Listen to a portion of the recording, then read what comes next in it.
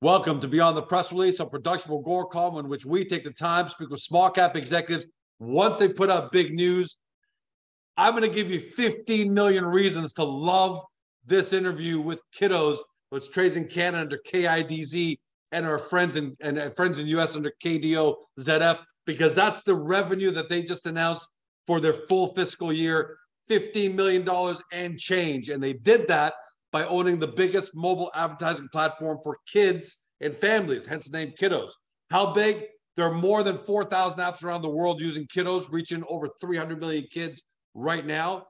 They're the market leaders, the premier provider of safe, contextual mobile advertising, and they work with top brands like Disney, McDonald's, Hasbro, Lego, and they're a trusted partner of Apple and Google. And this revenue that they recorded, record revenues, is not just a one-time flash in the pan. Since 2017, they've grown from $2 million in revenues to 3 to 4.5 to 7 to 12, and now over 15. They just too many amazing things to talk about. So we're going to go over with Jason. Welcome back, my friend. Thank you, George. Great to be here. Hey, we're going to get into the details of these numbers, but congratulations, $15 million in rev, big threshold. How happy are you guys with this result? Thank you. Yeah, no, we're really pleased. 2022 really came together the way that we designed it. We had a lot of initiatives out of the gate, but growth across so many different countries, so many different partners. The health was there, and we achieved a great revenue figure. So that feels good. And you did it. This is what's really commendable. Strong growth despite significant ongoing weakness in the ad market. In fact, a headline today I saw on CNBC, so I grabbed it. I'm going to read it. Warner Brothers Discovery shares fall as ad woes weigh. So the biggest companies out there, Google, Meta, Instagram, Snap, Warner Brothers Discovery, you guys bucked the trend. How are you guys bucking the trend when everybody else is taking a hit? Sure. Yeah. Well, I think there's a few interesting factors. I think that to give some credit to ourselves, I think what we've done is we've built some great technology. We've built really strong relationships with key advertisers, and the results are there. And, we're delivering quality media that performs with excellent service on strong technology. And, these partners are all advertising in multiple places. And when they see consistently those good results, they move budget increasingly to Kidoz and our platform. So that's helped us within competitively against other media types. And then if we look at kind of a macro perspective, what's helped is that within the kids environment, traditionally there's been a lot of budget placed on TV, and that money continues to flow off of TV and probably at an increased rate. And so if you're a marketer and you're in 2022 and things are looking a bit tricky for you, you're going to move money off of TV and towards digital. And so that helped to strengthen the line item for Kidoz, kind of those two aspects there. And on that point, I know you may not have the specific numbers, but I still see a lot of advertising on TV. And I wonder, when are these guys going to move off, and go into digital? Ballpark, just general idea, how much money do you think is being spent on advertising on TV, and how much more is going to float over into digital? And you guys are probably going to be a beneficiary of that over the next 2 to 4 years. Yeah, no, I think it's got a few years to go. I think they were throwing around kind of the 10 billion total in kids directed media for a few years. And so I think that the digital was in the kind of 30-ish to 35% range. And so there's still, several billion, 5 billion or so money to move across. And so I think that'll continue to come, which is great. But, people I hear that TV prices are higher than ever, and they're chasing a smaller market than ever. And so the impact isn't there. And so digital will benefit, and Kidoz will receive a good portion of that. Look, Gore Column's advertiser. I don't advertise towards kids, but I except for special events, I wouldn't be on TV. It's got to be all digital. So it's gonna come to you guys. And on that point, there are going to be a lot of new people who are going to be discovering Kidoz, because it's $15 million record revenue. It's going to attract a lot of attention. Right. Describe briefly how you're different, because the other ad network, Google, Meta, the old Facebook, Instagram, Snap, they have their own platforms. Warner, Right. we talked about today. So when their ads are down, it's because it's on their platforms that their ads True. revenues are down. How do you differ from them? Well, Kidoz is a network. And so we're bringing in that revenue from many different countries, many different sources. The lion's share is still very much child-directed brand media, which is our bread and butter, to use that term. And so, we, unlike other platforms, if the performance isn't there or the trend moves away from that type, we've got a variety of different rich media and video. And right now that digital trend is very strong for us. And so, it's working. And I don't see it really changing. When you've got a budget and you're a marketer towards kids, with these brand budgets, you're going to be spending it on mobile apps because that's where the kids are. And a lot look to YouTube. So Google does benefit from that same trend, but given their size and scale, it's kind of it's too big of a trend for them to save just with their kids segment. And the advantage you guys have is you're able to put your ads on anybody's platform We at the can. end of the day, right? That you can pick and choose. You're not stuck with one, and come hell or high water, you're stuck with it. You can move around. We're cross mobile app for sure, and then that gives us great flexibility. And actually, we're seeing more and more campaigns. For kids, it's an inventory that we work within for boys, girls, different ages. But we've launched our family focused aspect as well, so that's targeting teens and parents. And there we're seeing all sorts of different ads, whether it's from like a Coca-Cola generic or beauty care or cars. And so that's a growing area for us, and something that we're excited about for 2023 and beyond. It's not often we get to use the term billion when we're talking to small cap companies. Here I can use it for you twice, because in your unaudited report that you put out with some metrics, which was great, 2.1 billion paid impressions, 1.14 billion video views, and 650 million, it's not a billion, but it's a massive number, rich media ads. Right. Describe for us, if you can, the 2.1 billion paid impressions, that's up 46%. Nice. Your video views over a billion, up 60%. Talk to us about those specific tools. Yeah, so I mean, that's a key metric for an ad tech company. It's the fill rate that we're looking at, the year-over-year amount of impressions that we can sell and monetize and fill through all of our different strategies, channels, techniques. And what's interesting in our financial results, obviously great results, so we're thrilled. All of that is up, and we're really pleased. And a lot of that is showing the success of the overall vision of our strategy, which is to invest both in technology and in sales.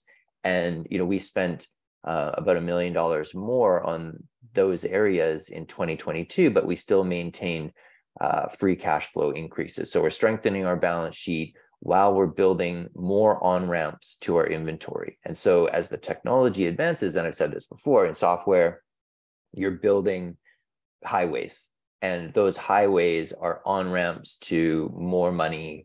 And in ad tech, there are thousands of different ways that you can generate more impressions, more paid impressions. And as you build those on-ramps, as you pave your highway, it just allows more opportunities to monetize, and that's showing in those results.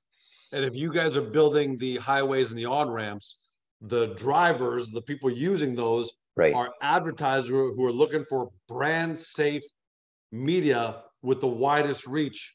And it seems like Kidoz is a solution. So talk about that just a little bit, how important it is for sure that that you're brand safe media. Yeah, so brand safe is critical to so many brands, both in kids and without. And so compliant brand safe is critical for all kid focused media. And Kidoz is the leader in app. And so the performance is there, the reach is there, the scale is there. And regulatory wise, I mean, macro, that privacy pendulum has been swinging for a number of years, but it continues to go. I mean, it's got a long way to go. There are changes in California coming, increasing the age. There's a COPA 2.0 coming. There's something called COSA. There's lots of additional privacy and regulation that's coming on top of the requirements that brands and ad tech providers need to follow. And Kidoz does that from day one, and the growth is all there. And so this paved highway that we've built with these on-ramps is onboarding more and more opportunities. And we're actually seeing it in ways that we've never seen before. So always the kids publishers, app owners have really needed to run Kidoz because it was just part of their business. But now we're seeing cold calls from some of the largest app developers in the world who are saying, okay, so this privacy thing isn't going away, and yeah, not definitely not.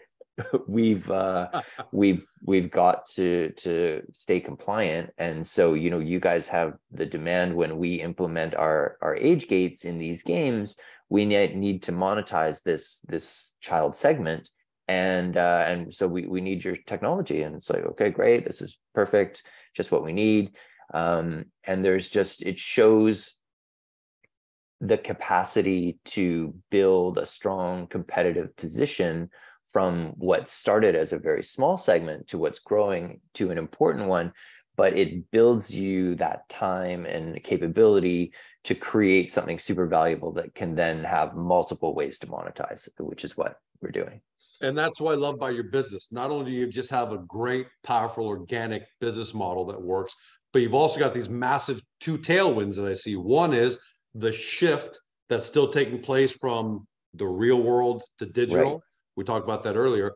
And you've also got this massive legislative regulatory tailwind powerful. Where everyone's just got to be more and more and more compliant. And that's just driving more and more business. So, temporary market weakness aside, because we talked about the fact that, there is a bit of a malaise in general economy. In the long run, next 2, 3, 4 years, those are a couple of really big tailwinds for you guys, right? Absolutely. No, I mean, the privacy one, the fines keep getting handed out for big numbers. I mean, Epic and Fortnite got a big one. I saw we're talking $200 million, some massive numbers. Hundreds of millions of dollars. Yeah. Jeez, so Louise. big numbers. And I think that Meta got one. I think TikTok's getting looked at, and it's not going anywhere. And so this is a critical component to ad tech, which is what we said in the beginning. And we're the solution.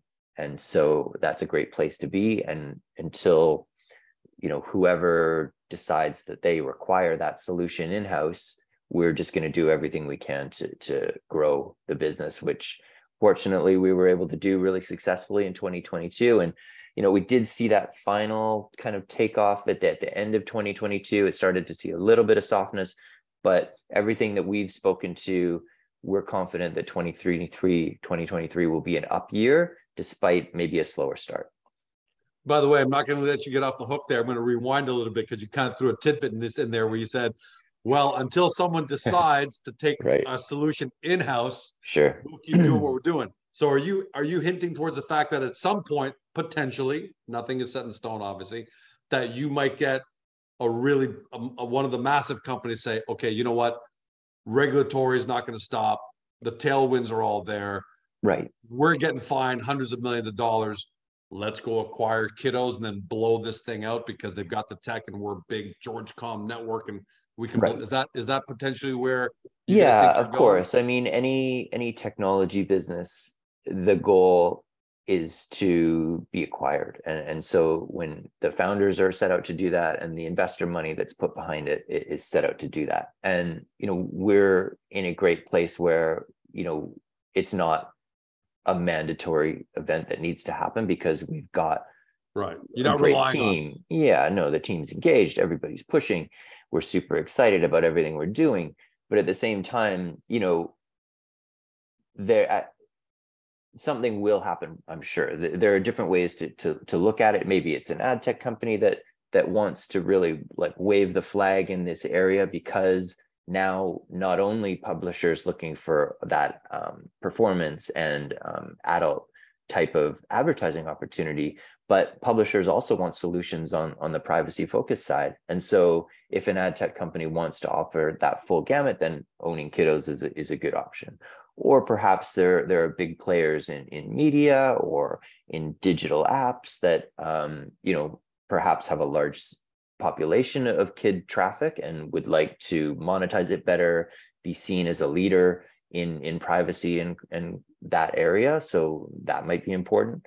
There are several different ways that someone could see Kidoz as a strategic fit, and certainly we're open to those conversations. Yeah, and by the way, this is just my personal opinion. I'm not saying it's going to happen, but I've, with my pretty good understanding of the business, how it works, sooner or later someone's going to come along and say the structure, the tech, the guardrails, everything that Kidoz has set up is exactly what we want. So instead of us taking time to build and losing revenue opportunities, because it might take them a couple of years to get it right.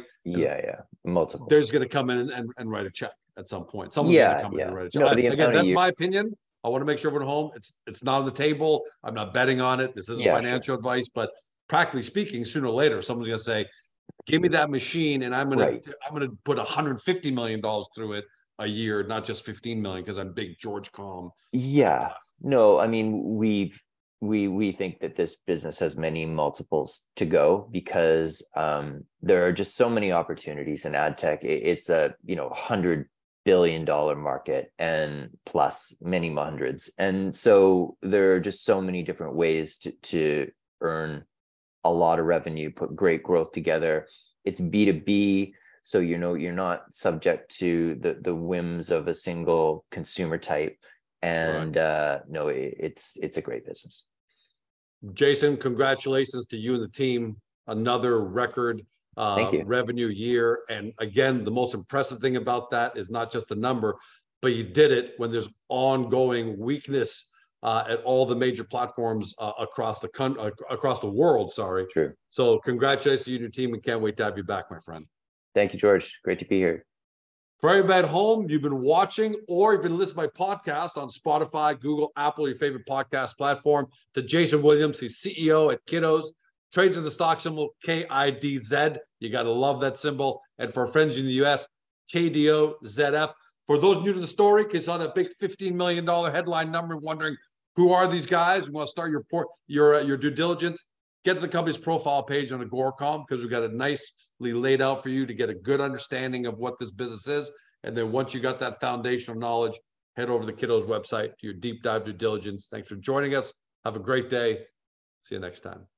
Hey guys, this video is over, but don't forget to help your company by liking it and even leaving a comment below. And then don't forget to help yourself by subscribing to our channel and never missing another great Agoracom small cap video.